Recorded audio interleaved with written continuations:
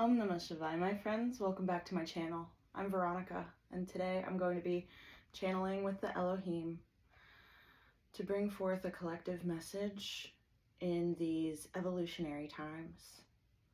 Before I begin pulling cards, I'd like to read from this book. It's Saint Michael and the Angels. I got this from the library.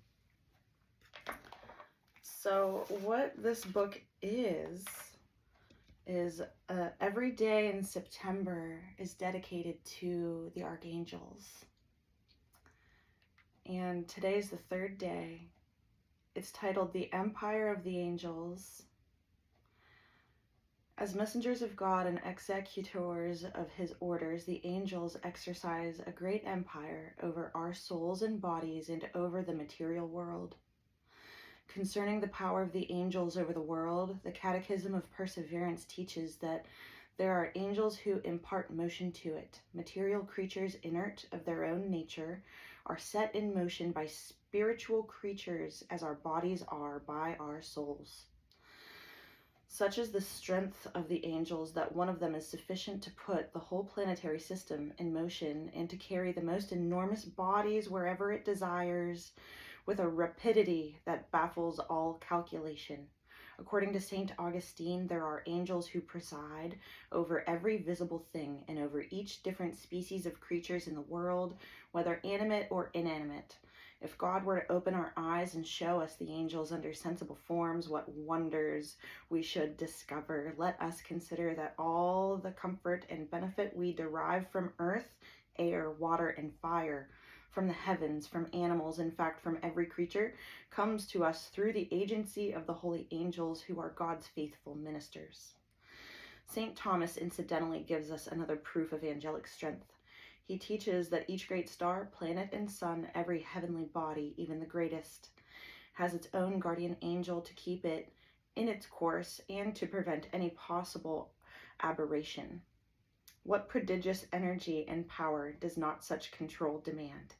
It is true that the stars and heavenly bodies, by the natural direction given them by God, pursue their several courses.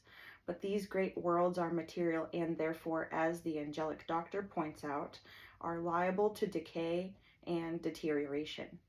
To prevent disorder and confusion in the thousands of heavenly bodies whirling through space with inexpressible speed, God gives each one, in his all-wise providence, an angel to keep it in its course and avert the dire calamities that would result were it to stray from its allotted orbit.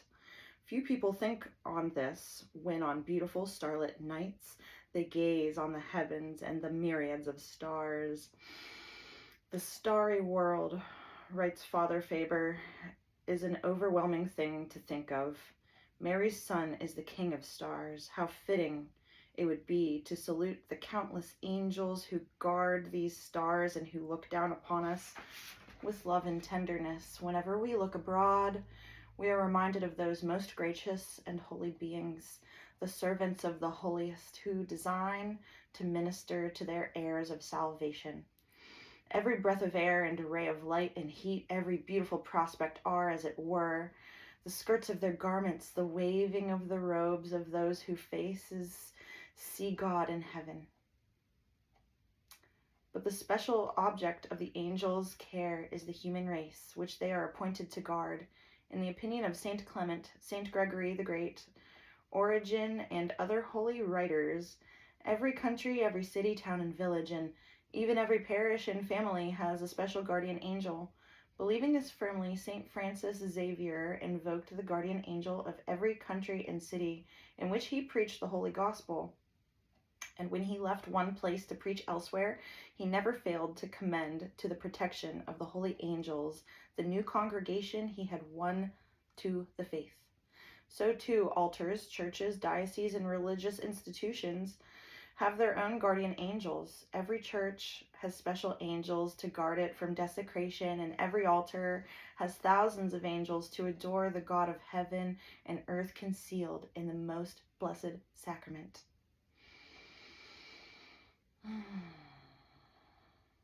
According to the testimony of the learned historian Baronius, angels protected the churches of Constantinople and the palace of the emperor against the attacks of the Arians.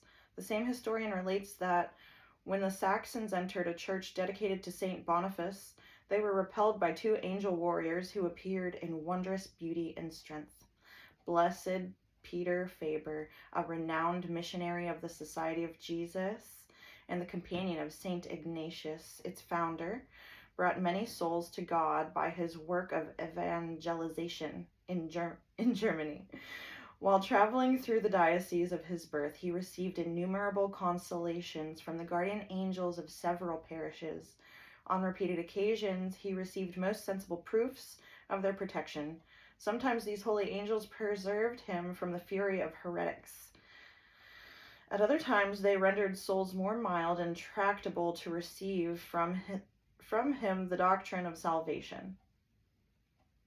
Lastly, they guard each one of us. Every man has a guardian angel appointed to enlighten, defend, and guide him during the whole course of his mortal life.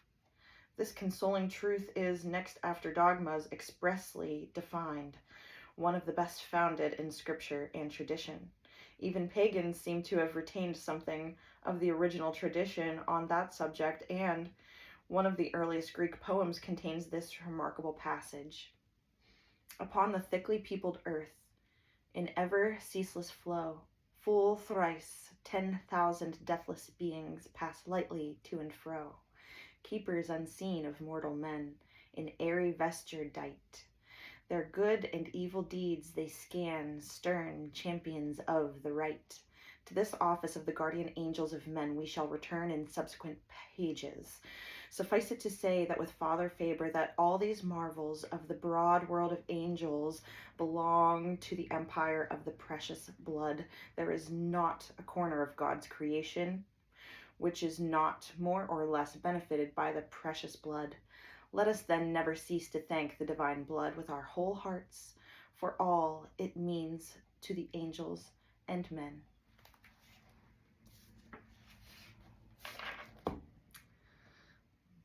This is the Blue Resonant Night in Mind Sulkin. Check out my previous video. I think I just posted it yesterday. But it's a throat chakra day. And what we're doing today is we are attuning ourselves to our intuition, to our dreaming time. So pay attention to your dreams this evening. We're being guided by the blue eagle, which is vision and creation. It's understanding that what you are dreaming about, you can picture it in your life. And you can fearlessly put forth the actions that it takes to get you there.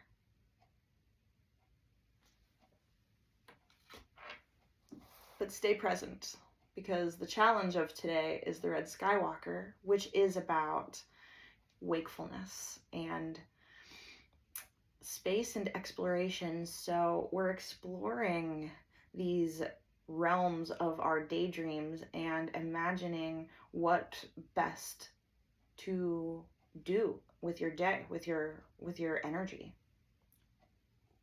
And a cup of coffee for me. I hope you're having a lovely day so far. Blessed Elohim, what message does the collective need to know today?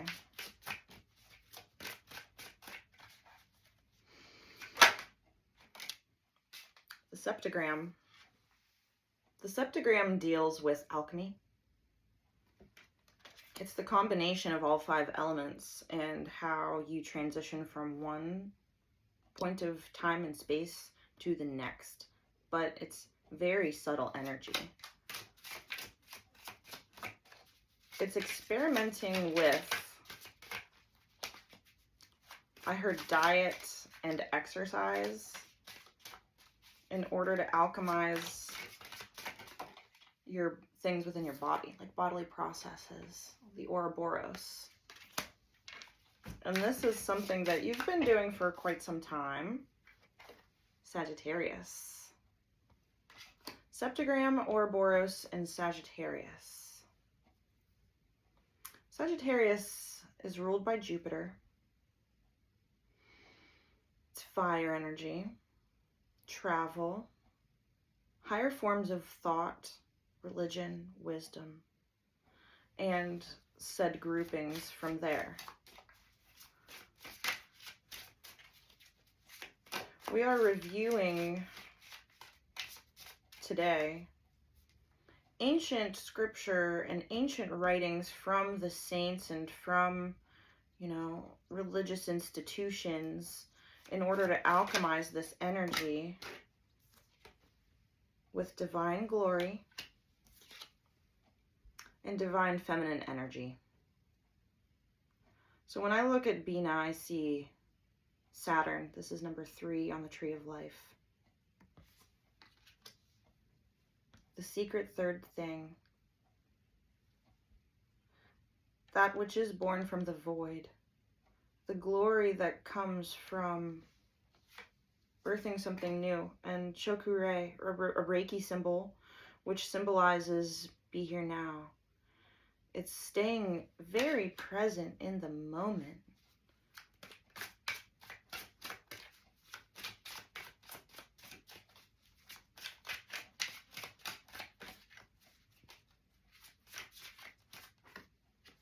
Aquarius energy.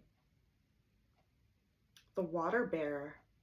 We know that Aquarius is an air sign, but it's depicted as a woman pouring water on the planet. Okay, this is global energy. This could be beyond global energy. My intention today was to connect with the Comet 3i Atlas as a planetary body set in motion through the Elohim, planet Earth. Aquarius, Earth. My hair's everywhere. Too many cards, but Leo landed face up. And I love this because, Aquarius and Leo belong on the same axis on the zodiacal wheel. They're opposite each other. Leo is your inner child, your solar plexus chakra. It's your gut instinct and what makes you feel alive. So we're going from this global galactic energy of understanding and connection. Planets Saturn and Uranus rule over Aquarius, and the sun rules over Leo.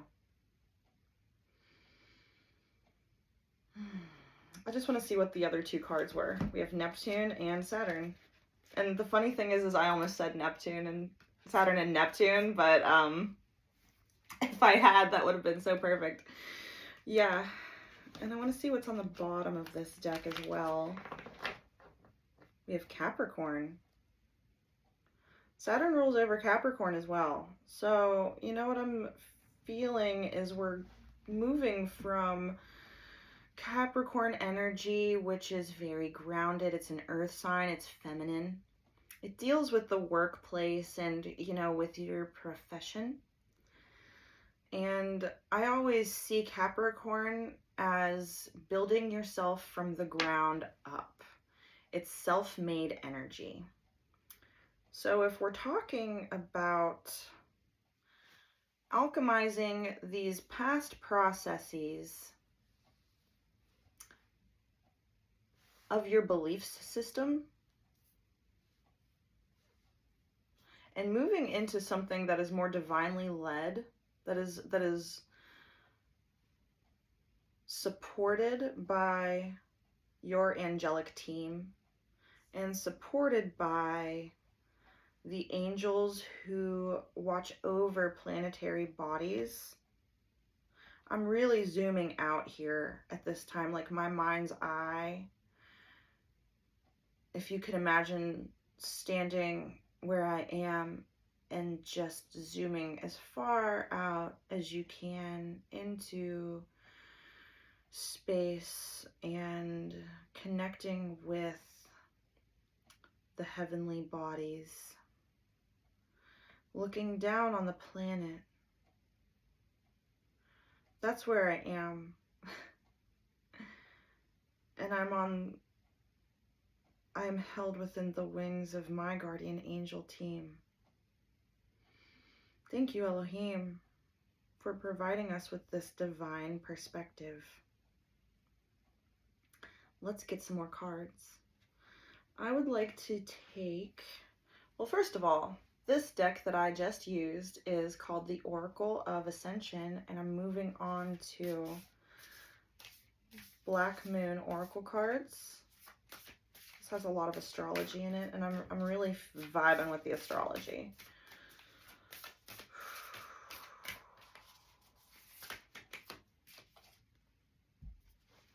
Pluto, transformation on top of the septagram.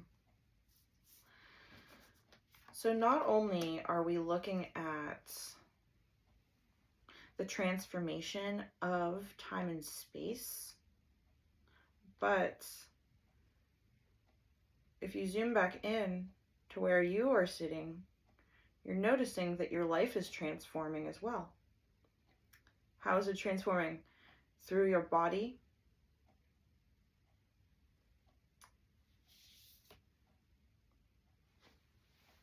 the 7th house partners, and Ouroboros. And it's transforming through your relationships and the patterns that you find yourself in. This energy is very subtle on purpose. And that's how the quantum realm works, is it's very small things in the moment, but when you zoom out, these things are waves and patterns and cycles that the collective is going through. So if you notice that you are reaching this point in a relationship where you feel like it's time to transition the energy, or maybe, you know, this is the day of dream time. You're seeing your dreams come true. Sagittarius and Cancer, I feel Cancer energy, water, feminine, deeply, deeply feeling. You're feeling your way instead of being directed. Who is the conductor of your life? It should be you. And it shouldn't be external sources of validation. You are the one in charge now.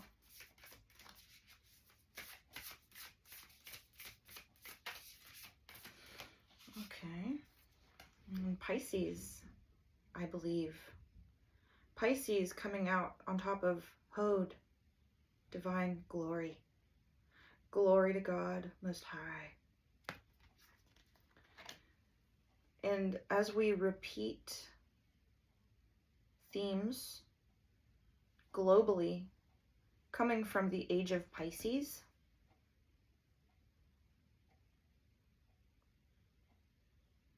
I just heard control factor.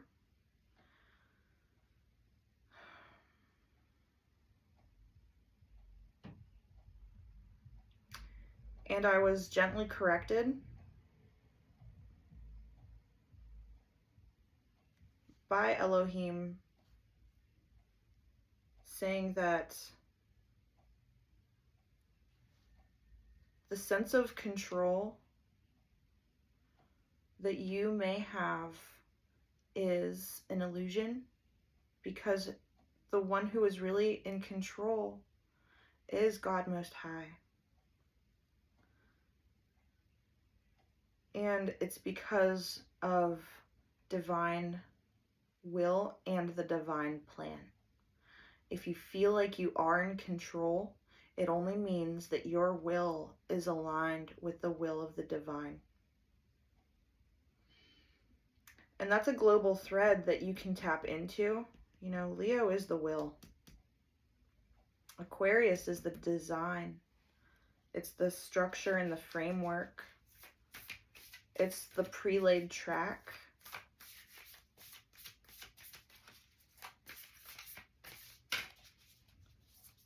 And that's another thing, is that this comet 3i Atlas is coming very close to the planet.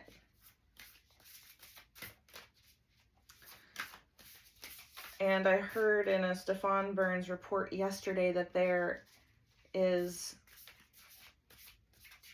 an improbable chance that it could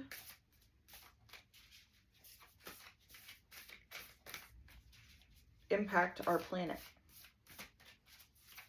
physically. However, the sensations that the Elohim are giving me in my head inform me that it's not going to impact the planet. However, the light will reach here. Bina and 6th house. Yeah, the light will reach here, and it's going to affect all life on the planet. The 6th house deals with Virgo themes, and this is coming out on top of Bina, which is the void of creation. It's the womb space of the Virgin. It's immaculate conception. And that doesn't have to be an actual birth, right? That doesn't have to be a physical human birth. But what I am getting is that whatever new habit that is being transformed from an old habit is something that will affect even cellular life on inside your body. And because you are one with the earth, today on Day of Attunement, whatever you experience, the planet will experience.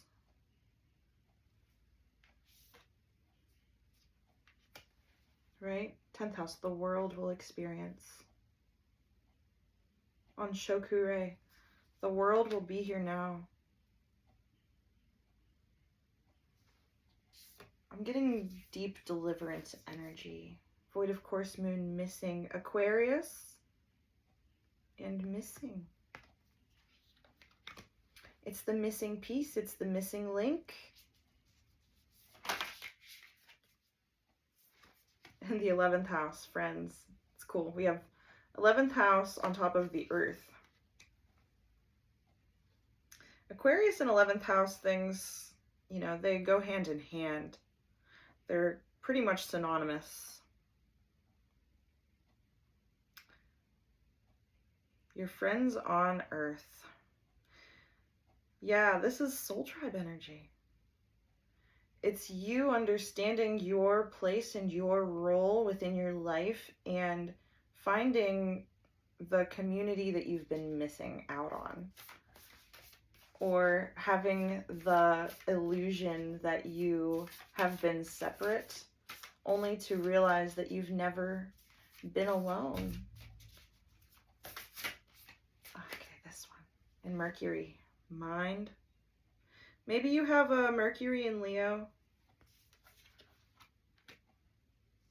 But Mercury, Thoth, is the divine messenger. You're being informed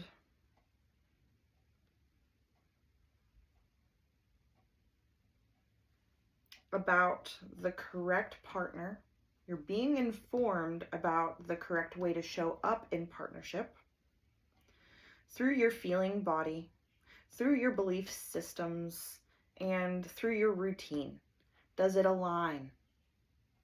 Could it ever align is the thing. Is like, at the bottom we have 4th house, roots. It's aligning with your soul tribe to literally create new communities that aren't there yet.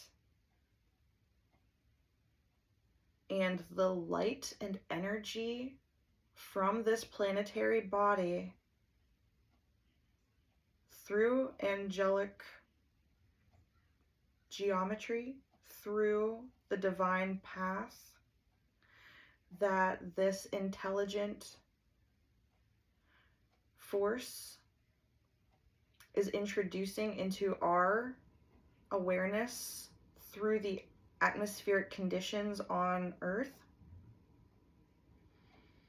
It's this extra pressure that you haven't experienced before. And yes, it's very subtle, but it's here to offer a new way. It's here to offer new thought forms and new plasma. Plasma is consciousness. And if you watch my other channeling videos about the Mayan oracle and Mayan time technology, we look at the radial plasmas of the day, and the radial plasma is the building block to which cells are created from. So perhaps we'll be seeing something new entering our atmosphere that will affect all life, all routine on the world.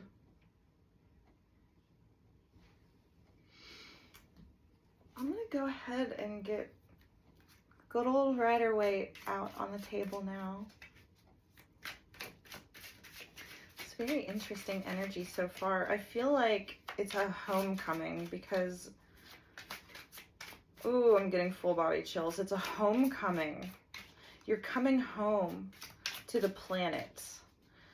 Wow, I'm seeing that, you know, because 3i Atlas, the number 3 means that it's the third time that it's been around town, right? And Atlas was the Titan who held up the world on his shoulders, the weight of the world. And what does that mean in this type of a context? It's quantum. It's quantum energy. It's the collective divine energy, the divine collective, the 144,000 across the world who hold up this invisible net of like a light grid.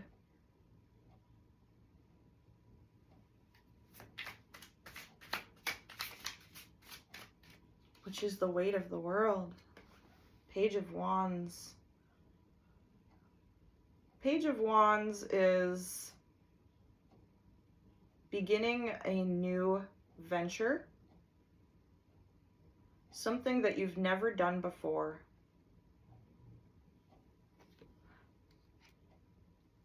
Pages are also associated with princesses in the Thoth deck. So we're looking at this princess of Pluto, this divine alchemy of feminine energy. It reminds me of Persephone.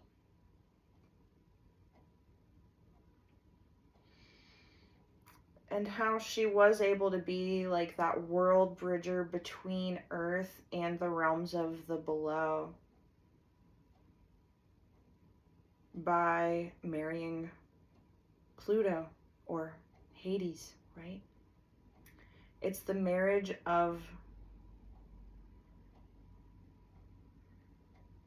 physical earthly emanation and beauty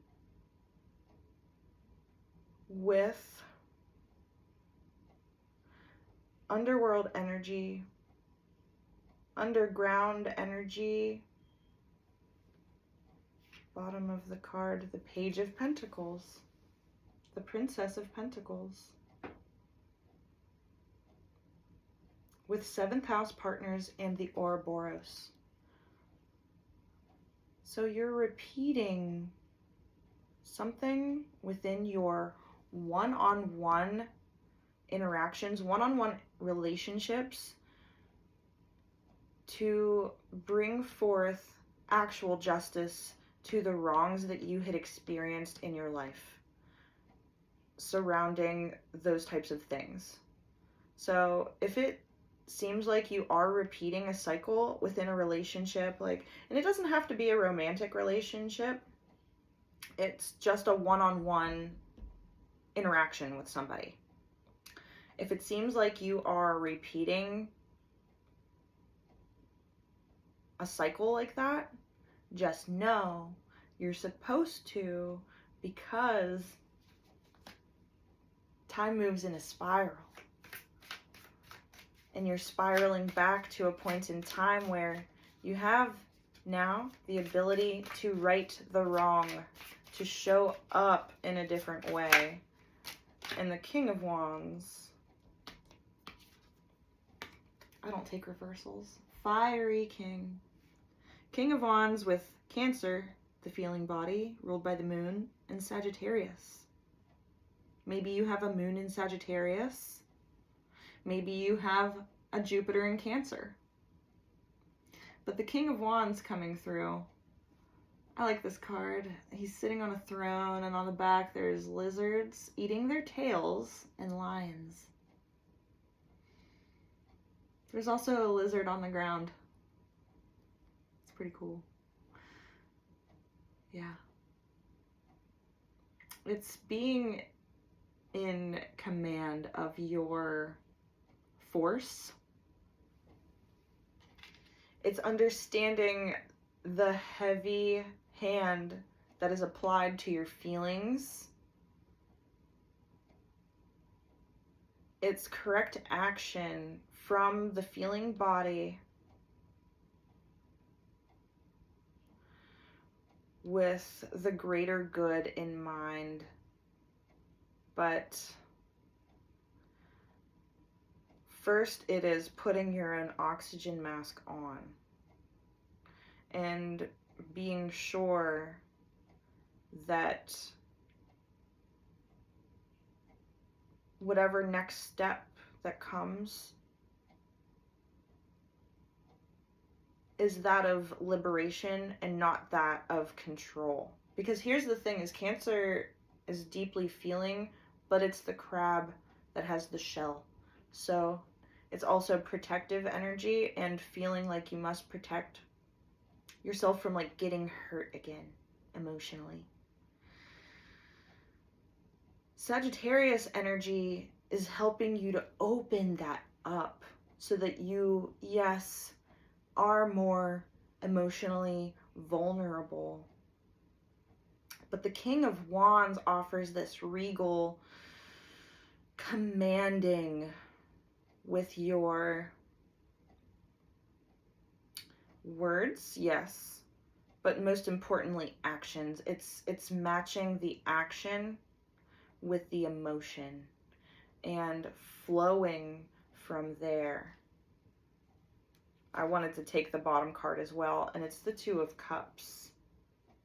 Hode, divine glory, Pisces, and Two of Cups, divine union.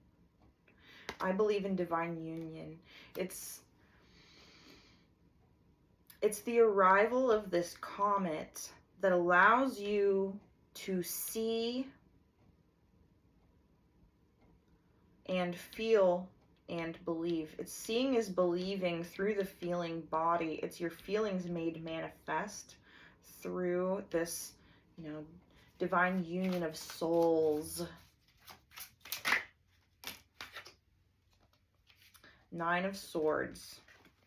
It typically symbolizes worrying energy, being awake through the night, being plagued by your thoughts and your worries. That's coming out on top of the 6th house routine, and Bina, the void of creation. This is something that in the past has plagued you, has plagued your thoughts, but you're getting a new perspective on it. The 9 of Wands. You're ready. You're at the wait. 9 of Wands with Shokure in 10th house, the world. You've already been there and done that. You don't have to worry anymore because now you're prepared. It's like you took those swords down, you sheathed them, and turned them into the wand. You're ready for the action. And the star. Aquarius, void of course moon missing, and the star. You can see it coming. You can see it coming. And while it reaches closer and closer to your awareness, to your personal orbit, to the orbit of the planet, to the orbit of the sun, which is our star, you recognize that it is part of you, and it is bringing you old light that is your light. And when you see it, that's when the information gets handed to you, as if it is pouring this water, this information down onto you.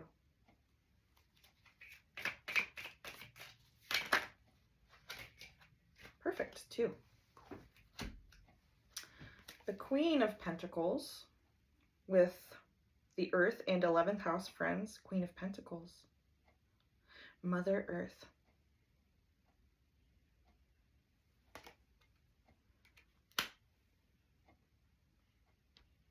It is the energy that belongs to Mother Earth. And we are the overflow. It's like first the energy comes down. We transmit it to the planet. The planet takes the energy in and gives it back to us through what she grows, through cellular life, through mineral life, through life of the plants on the planet. And the Empress, bountiful, abundant, feminine. Mother Earth again, you know, it's awakening to the fact that we come from the mother, and therefore we have this divine mother energy within our vessel, within our body. The Empress, Mercury, mind, and Leo.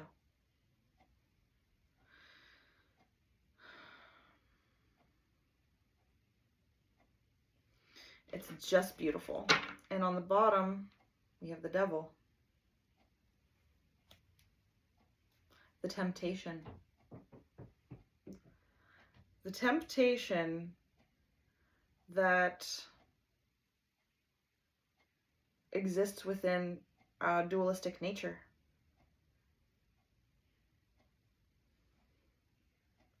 Attempting to lead the star from its path. But we say, not today, Satan. For we are working with the Elohim, and we are working with the God Most High.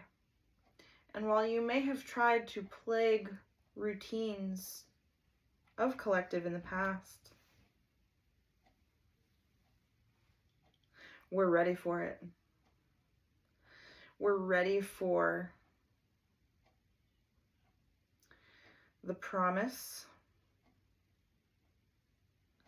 of the temptation. And we are sitting pretty, like an empress on her throne,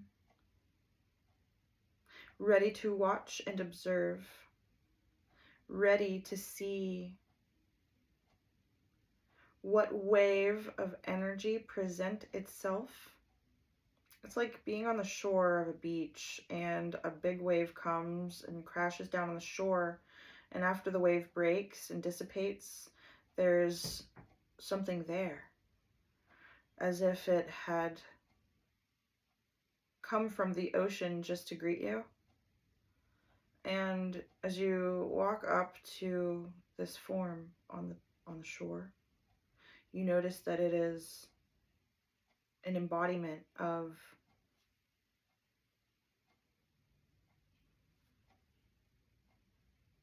it's like an alien life form I'm seeing.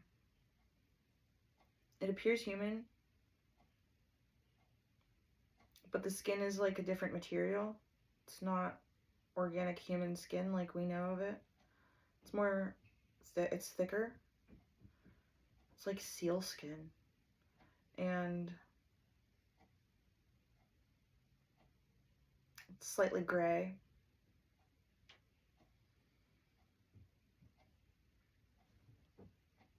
Am I connecting with the grays? So we're connecting with these gray alien life forms on this beach. And they're very non-dualistic. I mean, sure, they have this experiment where they want to introduce different things to the collective in the name of creation. It's like they have no real goal except to see all of the different ways that the energy can play out despite the greater good. It's like they are indifferent to what could cause a rise or a downfall. It's just in the name of science and experimentation. Wow, that's very Uranian. Yeah, very Uranian. It's like they don't care about feelings.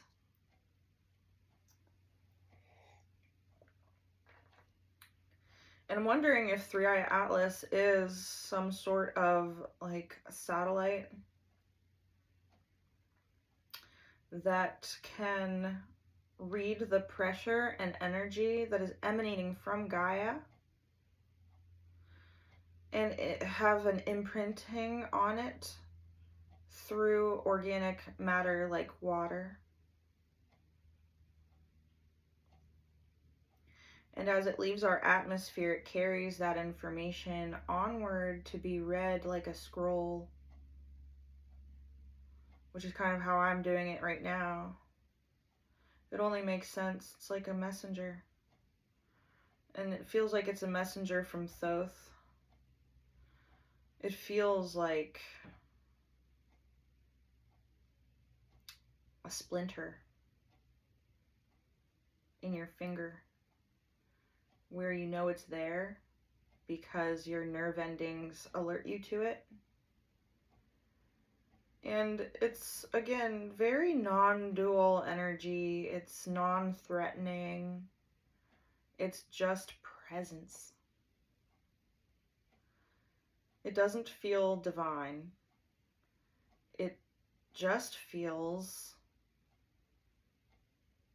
like a blank slate almost, but anything can write upon this slate. So when you connect, remove your feelings from it. When you connect, take your own preconceived notions out of the conversation. Because it seems to be that it is here with its extra plasmic pressure to apply it to your life and your situations for you to have an informed decision as you move forward. It's informing you whether or not you have more alchemy to complete within your relationships, within your cycles, within your patterns, thought forms. It's like a checking in. And I am seeing again Saturn. In tropical astrology, it re-entered Pisces. But in sidereal astrology, it never left Pisces. So we're revisiting something that has always been, that you might have forgotten about. It's a return to innocence. It's a return to divine union within yourself.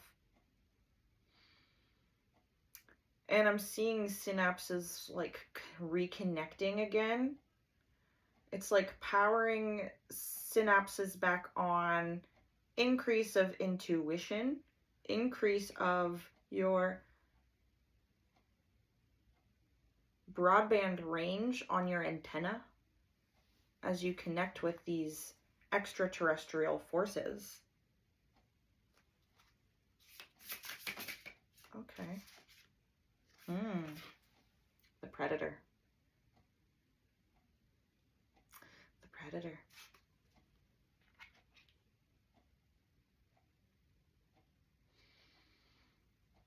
Increase of your awareness on forces that do not have your best interest in mind. Because you can read pressure. You can read energetic pressure now. And I think it's interesting that this is coming out on top of the Page of Wands, Pluto, and Septagram. So this is deep, deep, deep transformation that is beginning with this Princess of Wands, down all the way to the bottom of the ocean, where the deepest, darkest secrets are kept.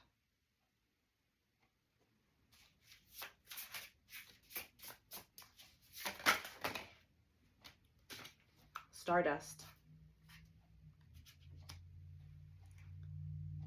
And the cycles in which these planetary bodies move can be correlated to the cycles in which you receive abundance, to which you receive the patterns in your life. How is that for a homecoming, it says? How is that for a homecoming when all that needs to happen is a clear sky? Where is the sky on your body?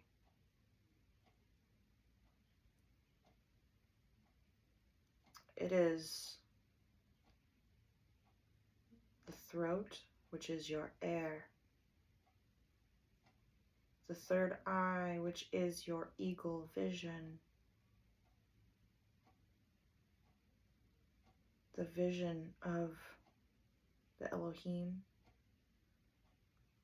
And your crown, the glory of heaven.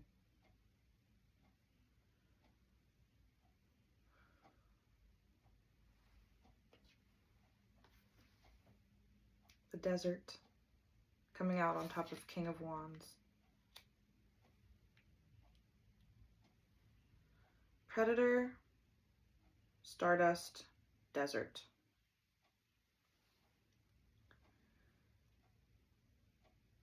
You ever see those videos of people disappearing, like in national parks and things like that? I'm kind of picking up on that right now. Timeline, along with Divine Glory, Pisces, and Divine Union timeline.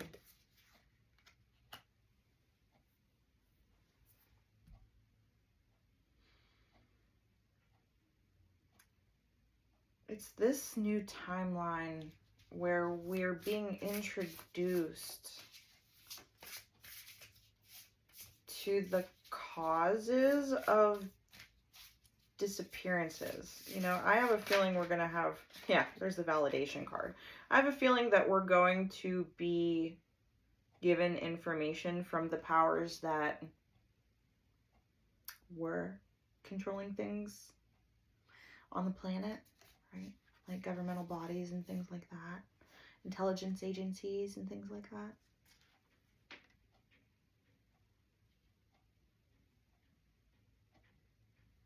Yeah. Whatever you had gone through in the past, if you feel wronged, the validation card is here to let you know that these cycles that you had to go through were important missions from the divine so that you could clear it, cancel it, and rebuke it in the name of Yeshua and in the name of the Elohim, in the name of El Elyon. Do we step into these routines again with a righteous force through our own plasmic pressure? And by doing so, you change the literal colors around you. Like, I'm just seeing this bubble wave that ripples out from your auric field. The pedestal card. Pedestal card on top of 9 of Wands, 10th house, the world, and Shokure.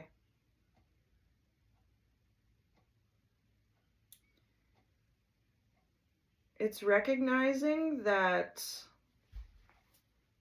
this type of energy of keeping your nervous system active and ready for anything to come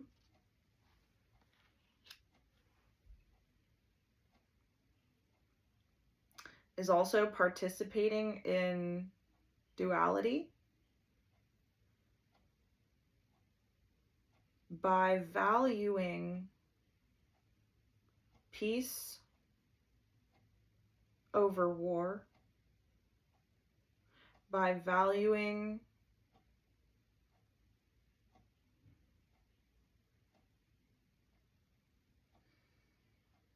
I'm just getting like deep peace throughout the world.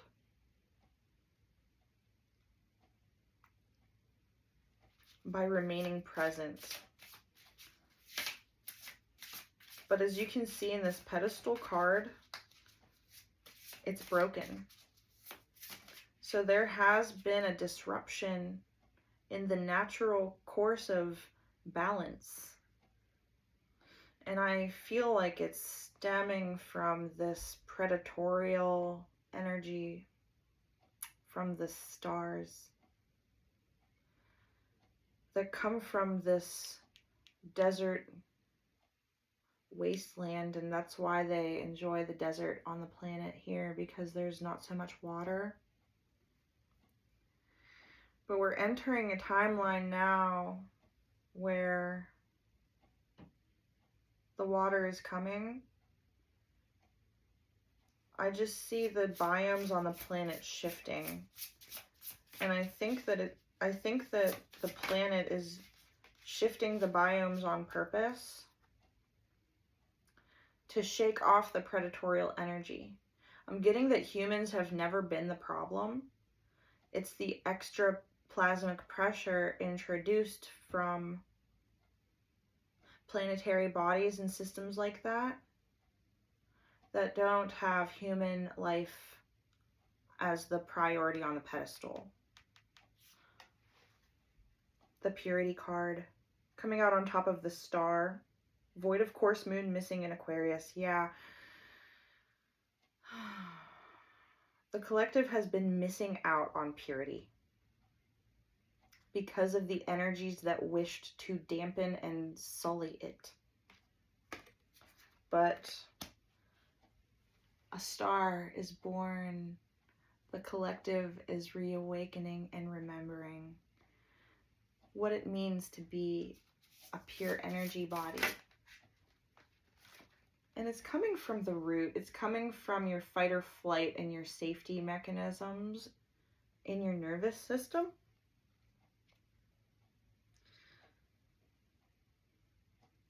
And I'm seeing magma and volcanic systems, and how the lava and the magma is kind of like the blood of the planet.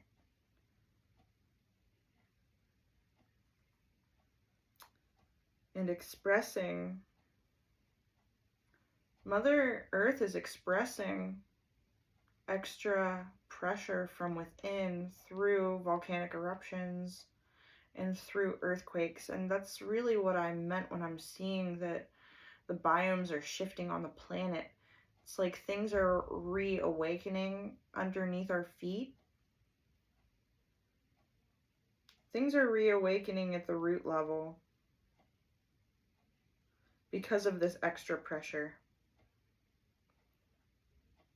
And we are meant to be friends with the earth and friends with her creations and emanations. We're meant to be embodying this Queen of Pentacles energy, this abundant friend. I'm getting like earth steward, like a steward of the land. We're not meant to own the land, we're meant to be friends with it. We're meant to flow alongside it. We're not meant to be the land's predator.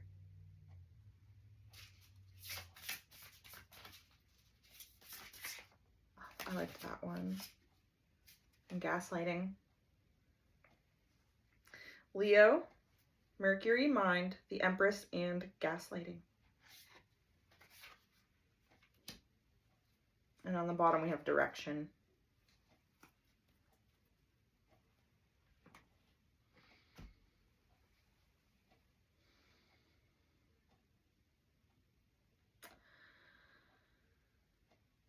Spiritual gaslighting can take a lot of different forms. But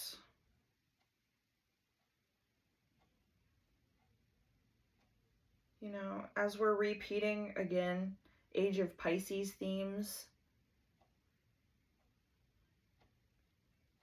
with Sagittarius out on the board, I'm just getting like some deep spiritual gaslighting and, you know, the powers that were in control of the narrative and how the collective understood the nature of our relation to planetary bodies as divine creation embodied on planet Earth.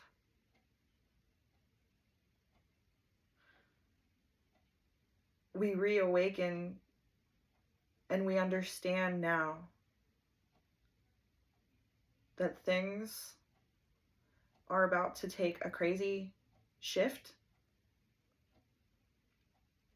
and the disclosure will happen. Yeah, this is disclosure energy. And I understand the reason why it had to be kept quiet, because of the amount of dualism that people participate unknowingly in, between fear and love, and how difficult it can be to remove your preconceived notions from an equation, especially when dealing with Uranian type of energy that does not care about feelings or, again, what's best for humanity.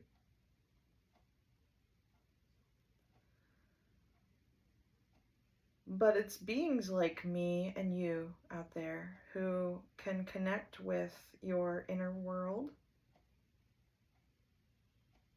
with your own inner earth,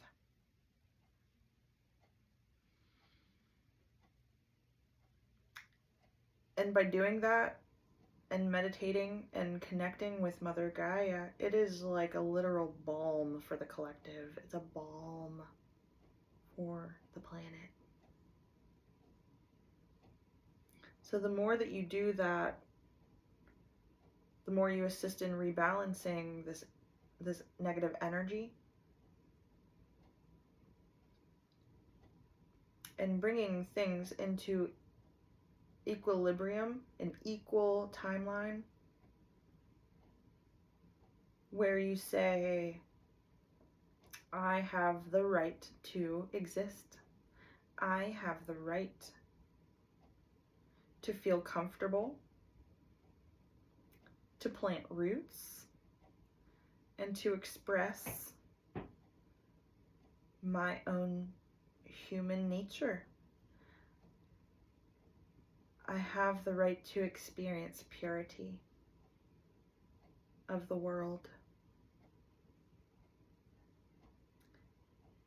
And because it's been missing in a very big way, it's up to this Queen of Pentacles energy and this Empress energy to express and disclose the gaslighting on how we are to be living on the planet as co-creators.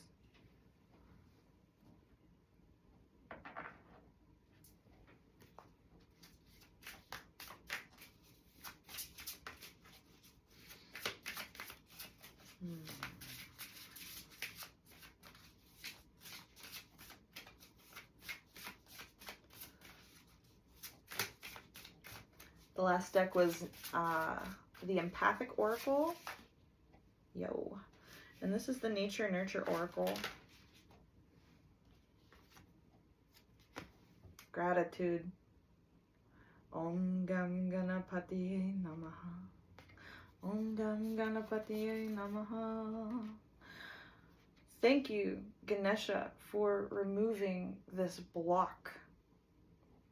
Om Gam Ganapatiye Namaha. And the wisdom of the stars is ours.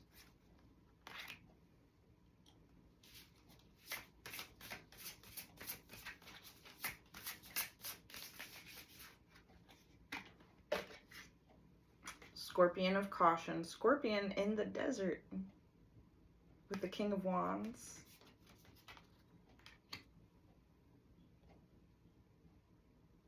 Organizing caution.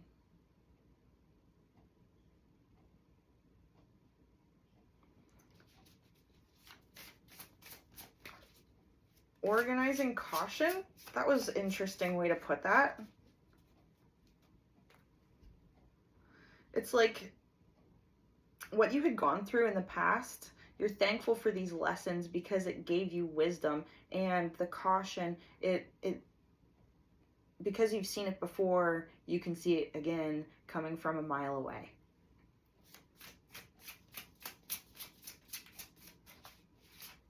Oh, that.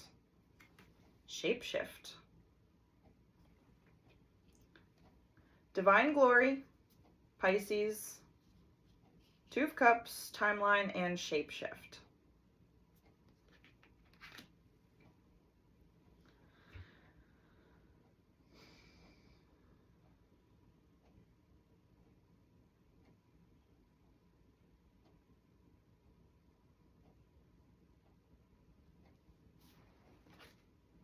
Again, it's like moving into this new way of wearing your body, because we are not our bodies.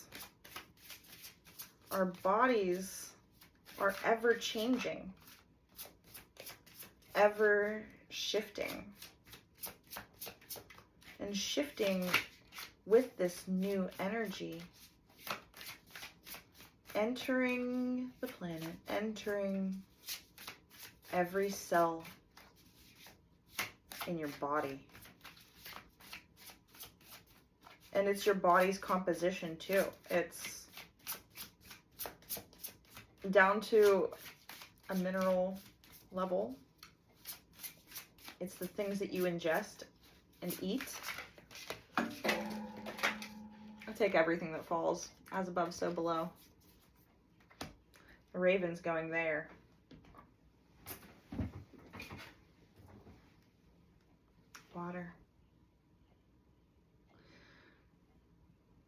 Bina, the womb of the Creator.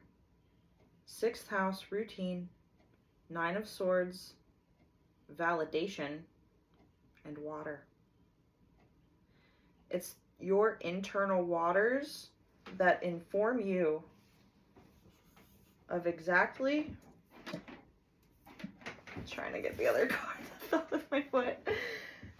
Multitasking, baby. Yeah, it's your own internal guidance system through your emotions and the emotional hits that you get that come up. Water carries information. So if you're feeling some type of way, this is your validation. This is your validation that your emotions are poignant. You're right on time. You're feeling it for a reason. You are feeling it for a reason, my friends. The koi fish, good luck. I love seeing a little bit of luck out on the table right now. So you have good luck because you've experienced everything in life so far up to now. You just know which way to turn. It's like that movie Total Recall, where you're living the same day over and over again, and you have to like beat the algorithm, or like beat the system at its own game, at its own design. But the funniest part about it is that you're the one who designed it. You might not remember designing it.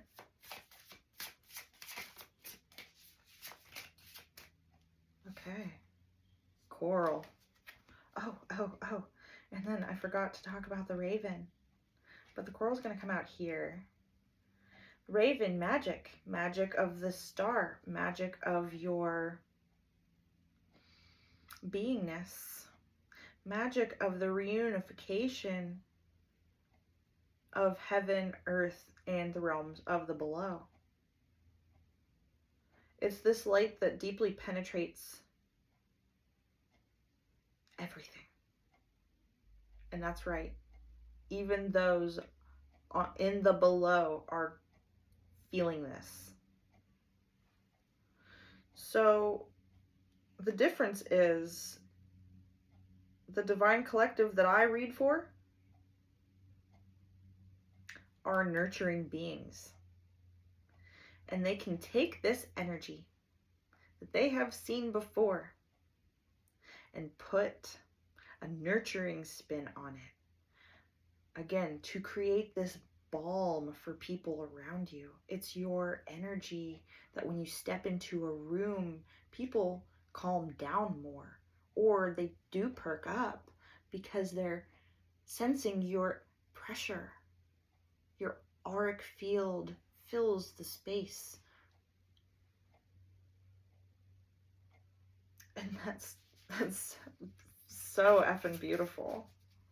Whoever you are, you're a beautiful soul. So keep on shining out there. The world really does need you. Okay?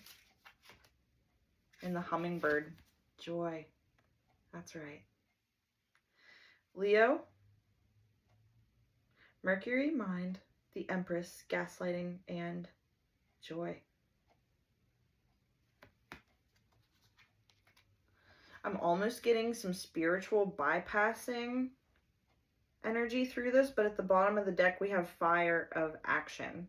So this is saying make sure that you're matching your actions with your feelings and matching your actions with your words, because you don't want to do anything that's off color. You want to be totally aligned with your divinity, and that means mind, body, and soul. Mind, body, and spirit. Aligned with the frequency of joy. Because you could gaslight yourself into thinking that you're doing enough for yourself. But again, the Empress receives. The Empress is the queen bee. You know, I'm getting queen bee.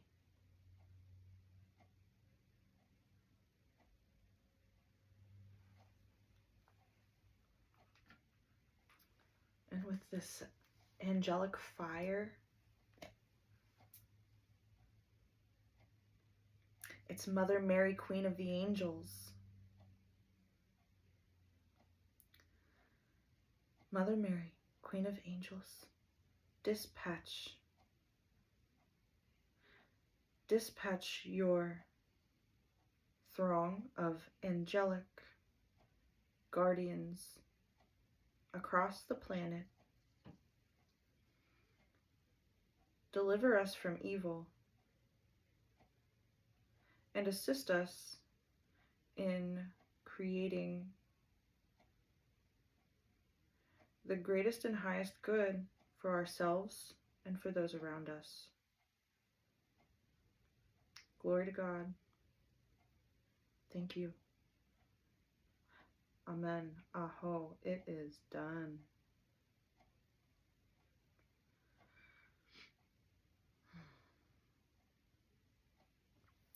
Let's get some Moonology though.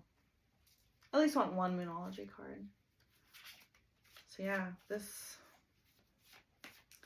it feels like an informant from Stellar Nations of the Greys to me, this 3-eye atlas. But only because they're using it like that. That wasn't its original intended purpose. Its original intended purpose was to be a light bringer and deliver extra information, extra energy, extra plasma. It's like an Amazon driver dropping off a package.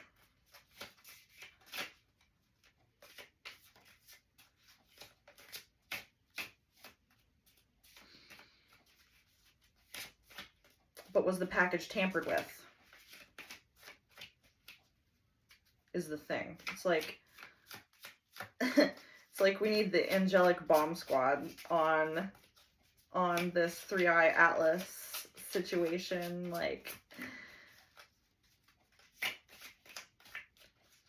Mary, Queen of Angels, I humbly ask that you dispatch the angels under your command of the greatest and highest good for humanity to clear, cancel, block, and rebuke any negativity or harmful energy coming from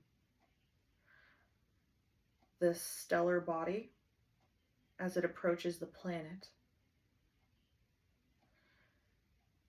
to protect us from evil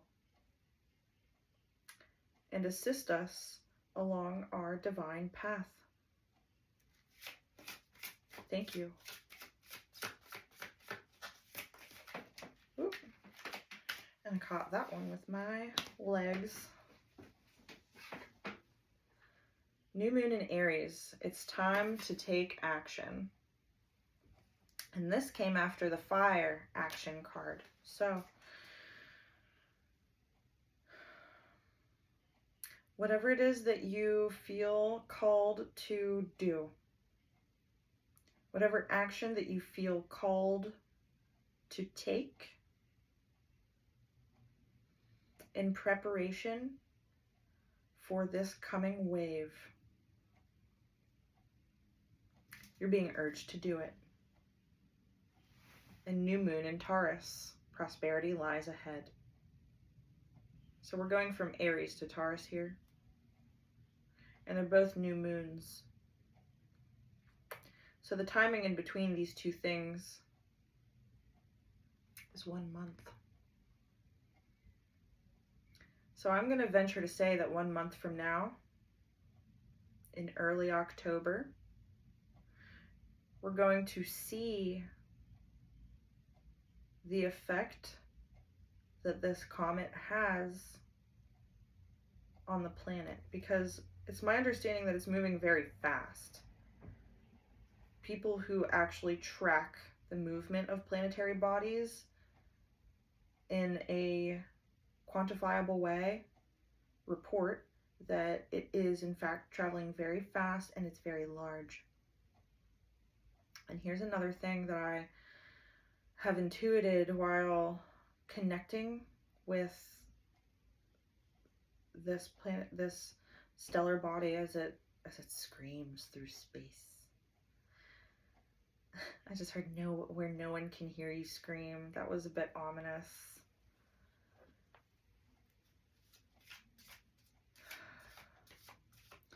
Is that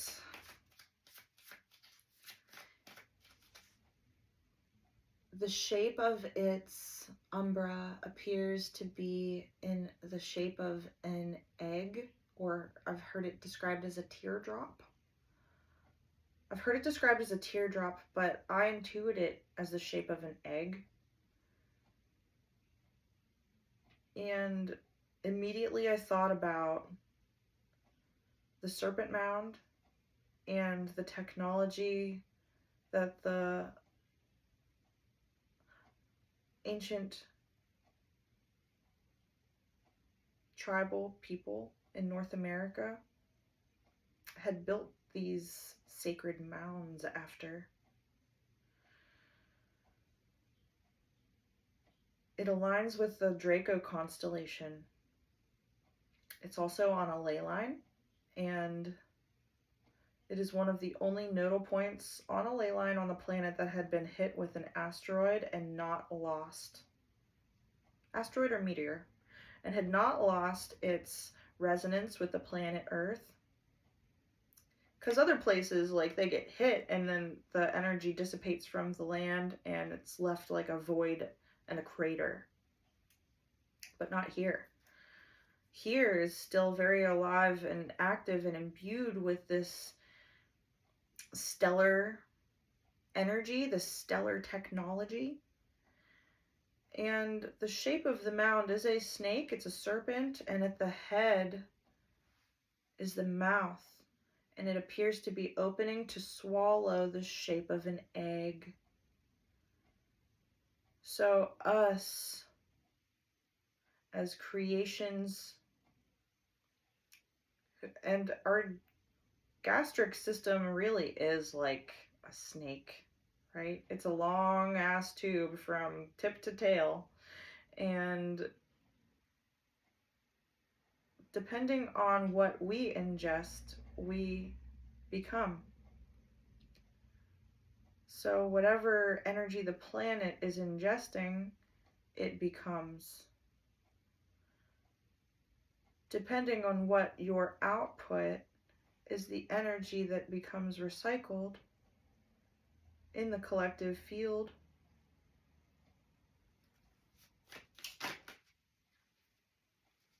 Gibbous Moon, you're very close to achieving your goal.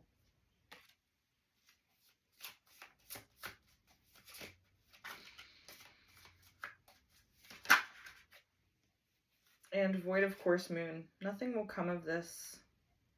Nothing will come of this situation. It's probably a good thing.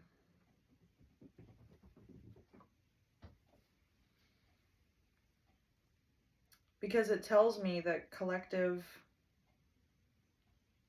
was able to work together with the invisible angelic realm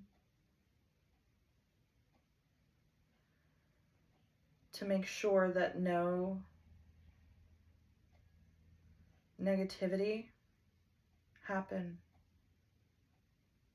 And I just want to say thank you for all the hard, beautiful work that you've been doing. It doesn't go unnoticed, especially to a subtle energy reader like myself. So keep up the good work. I'm impressed because this is some deep, dark stuff. May we continue to live with an attitude of gratitude. May we continue to do right by ourselves and live in a righteous, divinely led way.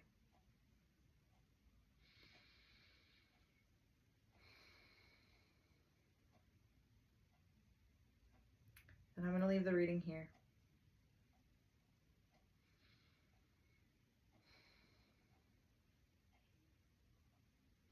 Thank you so much for coming back to my channel. I hope that you enjoyed this reading. If you did, press the like button. Subscribe if you haven't done so already. Leave me a comment if anything came up for you during the reading or even afterwards, whenever you're meditating or being reminded of bits and pieces of this throughout your day or days to come.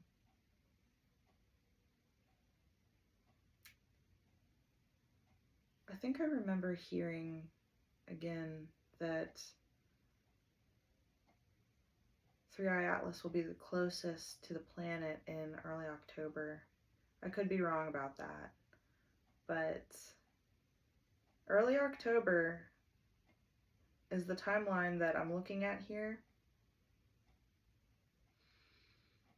So until then, take care. Om Namah Shivaya.